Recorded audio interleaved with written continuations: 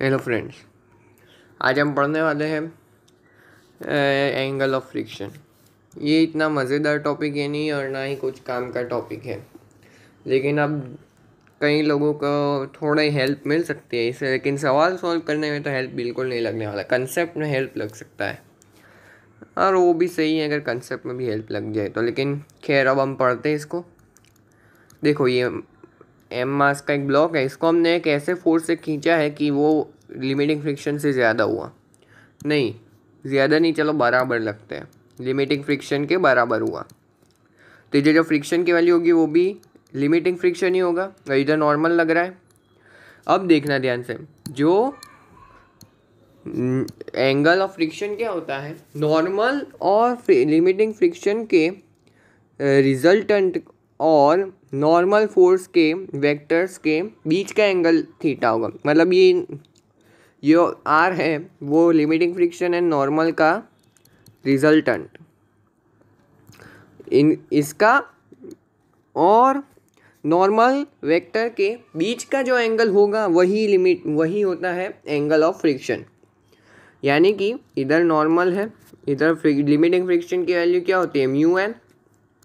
तो ये हुआ आर इन दोनों का रिजल्टेंट, ये दोनों का, और ये जो एंगल होगा वो एंगल ऑफ फ्रिक्शन होगा रिजल्टेंट और नॉर्मल के बीच का। अब क्या हम इसे निकाल नहीं सकते? इसमें हम टेन थीटा, जो हम टेन थीटा लिखेंगे वो क्या होगा, म्यू एन बाय एन, यानी कि टेन थीटा बराबर म्यू आ गया। तो थीटा क्या आएगा, टेन इनवर्स ऑफ म्यू, ऐसा आएगा। तो यही होता है हमारा एंगल ऑफ फ्रिक्शन। देखो, ये सवाल सॉल्व करने में बिल्कुल काम नहीं लगने वाला। क्वेश्चंस करने में इसका कोई क्या बोलते हैं, हेल्प नहीं है। लेकिन हाँ, इसमें हमें चलो एक क्वेश्चन करते हैं।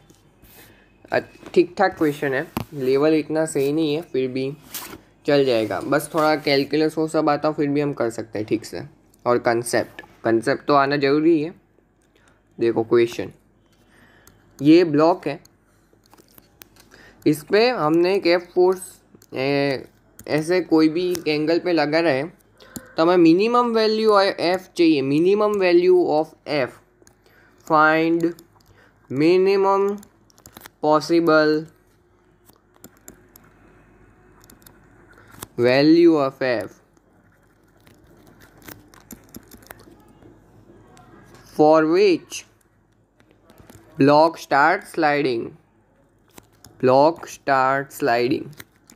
यानी ब्लॉक को स्लाइड करने के लिए हमें कितना मिनिमम फोर्स लगाना पड़ेगा। अब मान लेते हैं कुछ एंगल थीटा ऐसा होगा जिस पे जो फोर्स की वैल्यू आएगी वो मिनिमम आएगी। अब इसमें ये मत कर देना, हॉरिजॉन्टल में फोर्स लगा दिया इधर एफ, तो एफ की वैल्यू डायरेक्टली आ गई म्यू एन। ऐसा मत करना क्योंकि ये मिनिमम वैल्यू नहीं होगी, मिनिमम इससे भी कम होगा। क्योंकि देखो, मैं बताता हूँ निकाल के। एफ एट एंगल एक थीटा पे हमने लगाया, जिससे कि एफ की वैल्यू हमारे पास मैक्सिमम आ रही है। ठीक है, तो अब हम देखो एफ के कंपोनेंट्स ब्रेक करते हैं। इधर एफ साइन थीटा और इधर एफ कॉस थीटा। अब देखना, अब हम वर्टिकल में इसकी एफ वी डी बनाते हैं। देखो, नीचे एम जी है, ऊपर नॉर्मल है, ऊपर एफ साइन थीटा भी है। यानी कि इधर से क्या आएगा, इधर से बोलो क्या आएगा, ऊपर एफ साइन थीटा और नॉर्मल और नीचे एम जी। तो और ये ए ज़ीरो है और वर्टिकल डायरेक्शन में, तो normal plus F sine theta बराबर एम जी। इधर से नॉर्मल की वैल्यू क्या आई, normal equal to m ji minus F sine theta. Normal की वैल्यू आ गई लिमिटिंग। देखो ध्यान से दिखना, जो इधर f का कंपोनेंट एफ एक्स है वो लिमिटिंग फ्रिक्शन से ज़्यादा होना चाहिए। मतलब लिमिटिंग फ्रिक्शन के बराबर हुआ तो जस्ट स्लाइड वाली कंडीशन आएगी, और हमें वही कंडीशन चाहिए क्योंकि हमने मिनिमम पूछा है। इसलिए एफ एक्स जब लिमिटिंग फ्रिक्शन के बराबर हो जाएगा तभी के जस्ट स्लाइडिंग वाली कंडीशन नहीं आ सकती है, बिल्कुल आ सकती है। तो इससे हम ये नहीं बोल सकते कि एफ एक्स बराबर लिमिटिंग फ्रिक्शन। अब एफ एक्स क्या है, एफ कॉस थीटा, और लिमिटिंग फ्रिक्शन क्या है, म्यू एन। म्यू एन, और एन क्या है एम जी माइनस एफ साइन थीटा। अब इधर से F cos theta equal to mu M G minus mu F sine theta. अब एफ वाले टर्म्स को एक साइड और बाकी साइड को दूसरे साइड, तो इसको इस तरफ ले जाएंगे, F cos theta plus mu F sine theta equal to mu M G. इधर से एफ को कॉमन ले लो, एफ की वैल्यू आ जाएगी cos theta plus mu sine theta equal to mu M g. तो इधर से एफ की वैल्यू क्या आई, F equals to mu M g upon cos theta plus mu sine theta. ये वैल्यू आ गई। अगर कोई एंगल थीटा पे हमने फोर्स लगाया तो उस एंगल थीटा पे मिनिमम फोर्स जिससे कि ये हिलने लग जाए, अब हमें इसमें भी कोई ऐसा एंगल थीटा चाहिए जिस पे एफ़ की वैल्यू मिनिमम आ जाए।